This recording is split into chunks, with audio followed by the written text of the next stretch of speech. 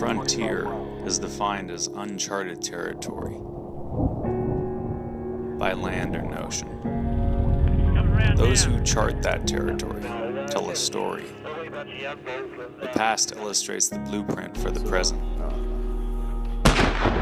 how things are and how they've evolved. From land to water, we are challenged to border that new frontier, a frontier the outdoorsman knows like no other.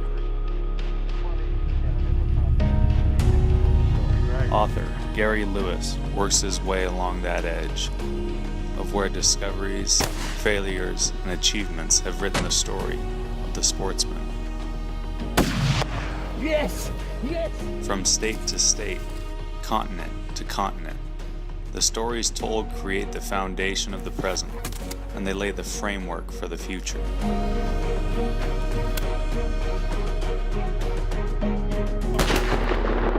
Through the muzzle fire and on the stone are stories from the edge. Water is the most important thing as far as Indians are concerned, 'cause that's life. The past is written, the present is here, and this is Frontier Unlimited.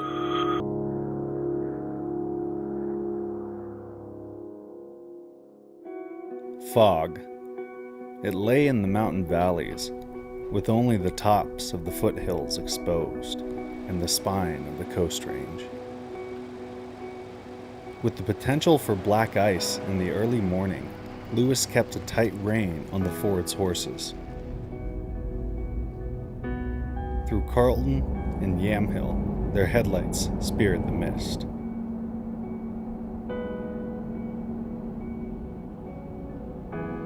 Kayla Lewis, age 21, had a tag in her pocket, and they expected to see elk as soon as they passed the last vineyard. Yamhill County is wine country now, but it used to be elk country. Elk are still there. Beautiful. In small herds, they carve circuits through the tree farms, orchards, and pastures. Lewis's friend, Dale Thornton, had the elk spotted. They were on the east side of the small hill. Morning, Dale. How are you? Doing great. Nice to see you. Well, I don't know.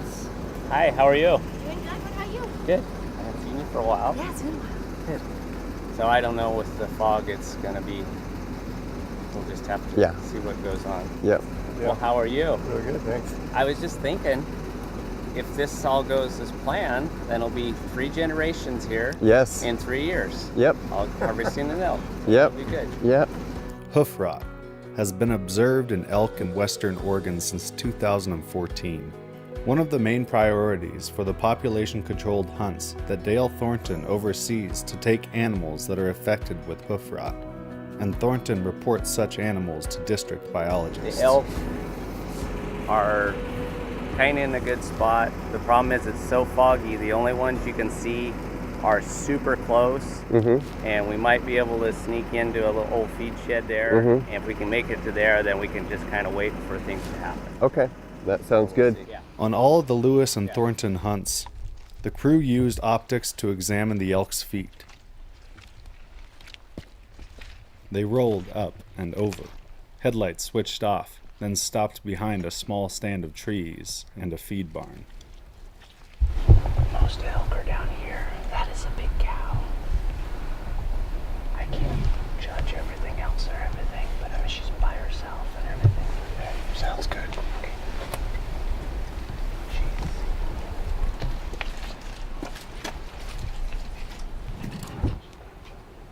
A few cows were low in the field, blanketed by fog. They watched as the fog thickened.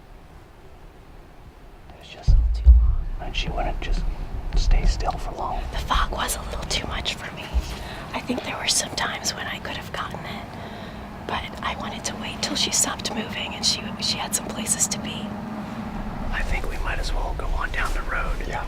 Because they're just getting further into the fog, and so we'll check down there, and there is another bunch over on the other road. Okay. That we can check on, and maybe there's not as much fog over there. Sure. If not, we'll have to wait till this afternoon. Yeah. See if we can catch them then. Sounds good. The crew goes to Plan B, another perch, overlooking pasture.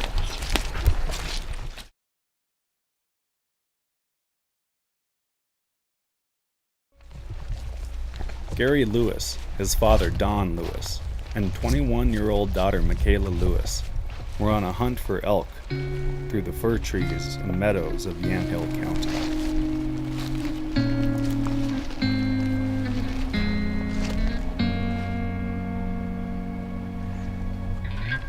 There's no spikes or anything. Right. Yeah. On the second try right now, it's the same herd. We're in the front of them. We're ahead of them now, and it's just so foggy. We're just seeing the shapes in the mist. So we're gonna hope that the fog lifts a little bit, or we get one come a little closer. It's just a waiting game.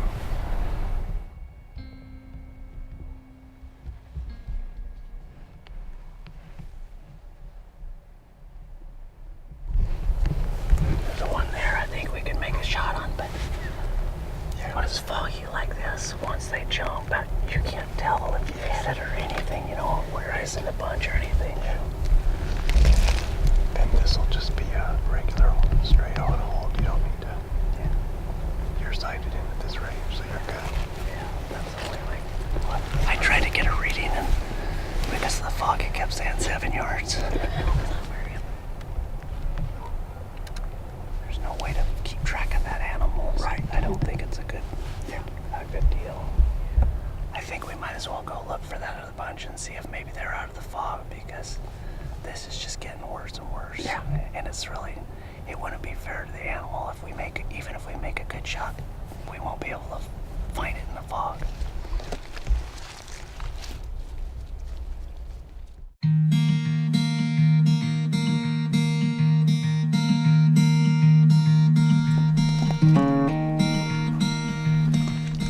Michaela stepped out, push-clicked her door closed, and chambered a Nosler AccuBond. Still early, on the other side of the valley they parked at a gate and walked down a remnant of an old stagecoach road that once joined McMinnville and Tillamook. It was a 45-mile slog that started in Yamhill, wound 9 miles to Fairdale, climbed 6 zigzag miles to Summit House, then passed 11 miles to the Trask House, and from there followed the Trask River into Tillamook City.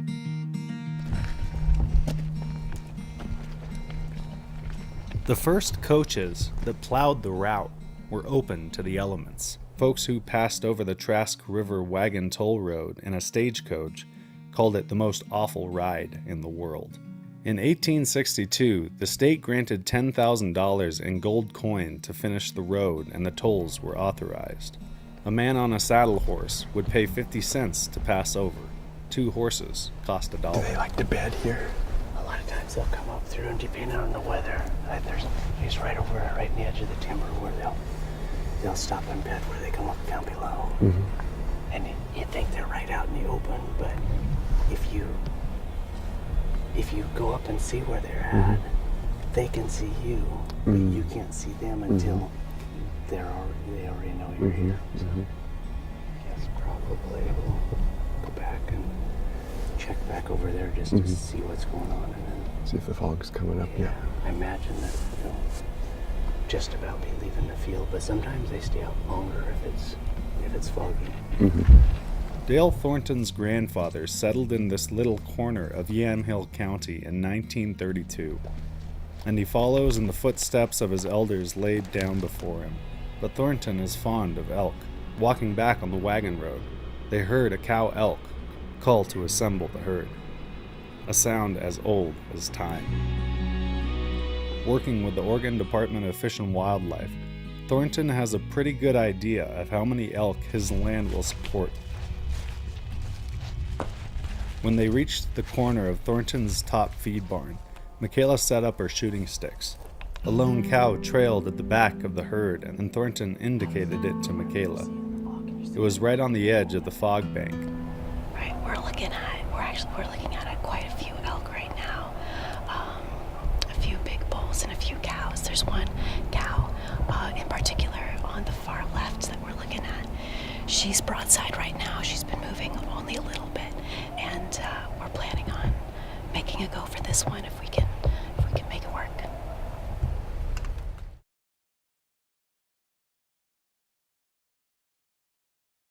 In 1891, a Dr. T. Van Scoy, D.D., rode west in a Palace Railroad car on the Southern Pacific Line, then paid the $5 passage on the Trask Wagon stagecoach to see the ocean near Tillamook City.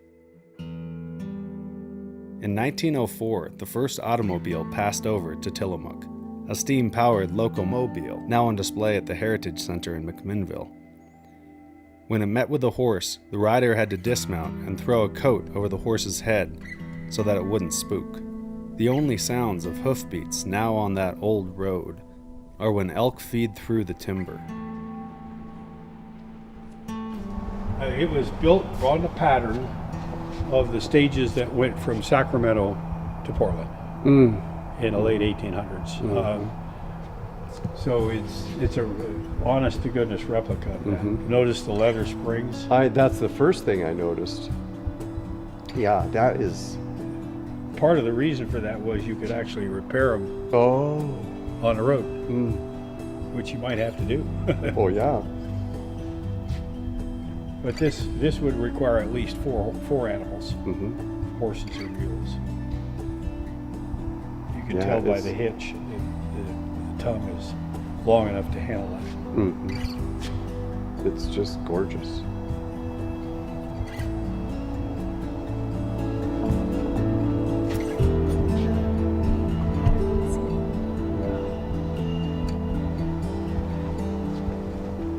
The owner of that stagecoach gives people rides at our events in the summer. Somebody said it was the most awful ride in the world. It was so miserable. Right. And going through that rutted road and bouncing through and going through the mud and the snow. Apparently the joke was that if you wanted to get away from your husband, your creditors, or the law, you just took the stagecoach ride to Tillamook and nobody would ever follow you.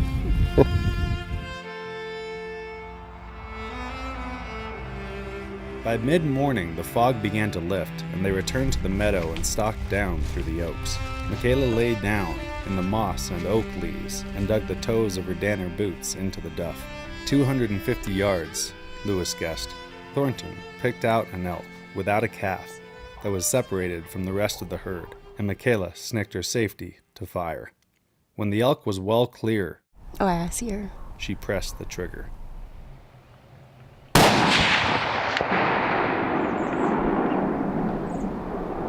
Perhaps she pulled the trigger more than pressed it. The first bullet went into the grass. The Roosevelt elk is the largest of 4 surviving species of elk in North America. Elk bulls generally tip the scales at up to 1,200 pounds, while cows can weigh up to 600 pounds or more. The well-fed elk cows in the Coast Range will dress out at something like 375 pounds. You got another shell? Yeah. They're tough animals, survivors. She's the one right in front of the bull, so she'd be second from the last. And just keep an eye on her there whenever you feel comfortable and you feel like you got a good shot. She's got a leg ahead. Just go ahead and take the shot. In her ear, Thornton called the shots, and Michaela kept shooting. Nope, not now. And the cow moved uphill into a stand of young fir trees. 287. Oh, crap. Now over 300 yards away, Michaela threaded a bullet between the saplings and through its lungs. Shot placement is critical on that first shot. Oh, she moved up. If the first shot is missed, now alerted, the animal is going to be harder to take. Well, that last one, hit pretty good. I think we'll give it an hour and go over. What do you think, Dale? I don't think she's going to make it anywhere close to that, but just be on the safe side. Yeah. I think it'd be better to give her a little extra time. Yeah. That's what I think. But no, it sounded like a good shot. Right. a person should use the best bullet they can buy and make sure it shoots well with their rifle and scope combination. That she should just be dead there, right where we saw her last. But just to be careful on the safe side. The main thing is just be real quiet going in there. Let's have you two walk in first, and then we'll hang back. Okay. Dale and Michaela continued through the fir trees in familiar ground to track the elk that was hit. One of the best things a hunter can do is practice shooting at various angles. Okay, I think we'll go ahead and check down here just to double check that she should be laying right back here in the brush right here.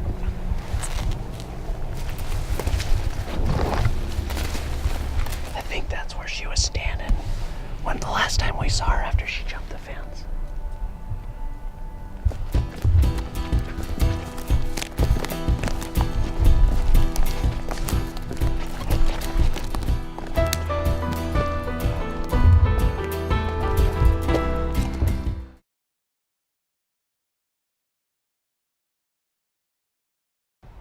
When the cow moved uphill into a stand of young fir trees, now over 300 yards away, Dale and Michaela continued through the fir trees in familiar ground to track the elk that was hit. Dale spotted the elk on the ground, but still alive.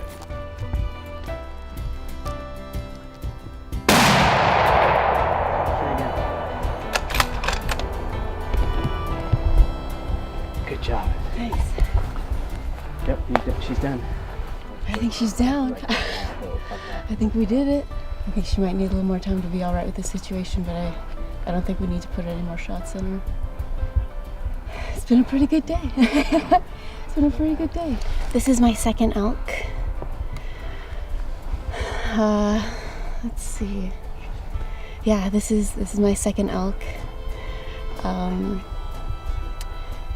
It's been fun to be able to track it. Of course, that's not the ideal situation, but it's not something I have a lot of practice in, and from what I can tell from today, I do need more practice.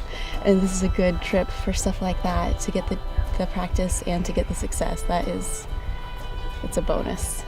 So, all things considered, today is a very good day.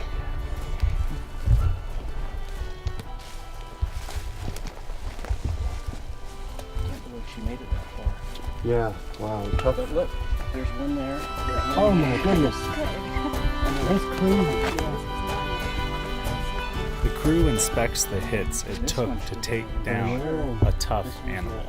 But like you said, it must have hit. it deflected. I think that might have been it. It might have went in here and come out there. I think it hit the Oh, shoulder right. bone and come out. That's exactly what happened. Looks like there's another punch right here. Yeah, nice, good-sized cow. What a big animal too. Yeah. This is a team effort if I ever saw Yeah. one. Yeah, that's like calling an audible, right? Isn't that what they? Is that in football? Oh, I don't know. I don't know. I'm not a football guy. We are the wrong people. I'm a basketball guy. This metaphor. When we're picking out elk to select out of the herd, there's two things we really try for. One is to never take the herd cow, because she's like the matriarch of the bunch that knows all the trails and the bedding places and everything else. So we always try to leave the lead cow undisturbed. And the other thing is, we don't ever want to take a cow that has a calf nursing her. So even though we have lots of feed here, it's not fair to have a calf try to struggle through the rest of the year without having mom look after him. And so by looking at kind of the shape that the cow's in, the way the hair is, usually you can tell the fluffier ones and they're fuller and stuff, they don't have a calf nursing them. And so as you can see with her, there's no bag at all. She's never had a calf. Wow. And she doesn't have a calf on her, so Yeah. that's a perfect one to take out of the herd if we have to do something to manage the herd. So you did good. Good job, Michaela. Thanks, Dale, and thanks, Mitchell, for being Johnny on the spot. Mitchell on the spot. So as we came here today, we passed a vineyard, and it's like the last vineyard before we hit the coast range here, and we're in this valley. The Thorntons, Dale and his mom and Jenny, they're like the stewards of this elk herd. They're like the best friends this elk herd could have because they keep them from growing out of balance with this out of this valley. And if more elk are living in this valley, then the valley can't hold them. It exceeds the carrying capacity. So he pays real close attention and works with the Department of Fish and Wildlife to make sure that these animals, which are, they belong to us. I mean, they belong to the public, but they're on his land and he's the steward of this herd. And it's really interesting to me. I've spent a lot of time in the Chehalem Valley and in these environs, but I've only hunted elk here with me and Dale and Dad and now you for 3 years. We're so close to a large metropolitan area, and these animals are living here in the forest at the edge of the Coast Range, and it's our responsibility to be a part of the management of them. And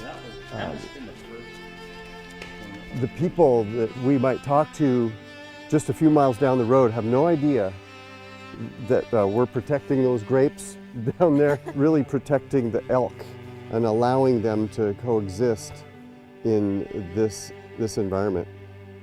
Eat local.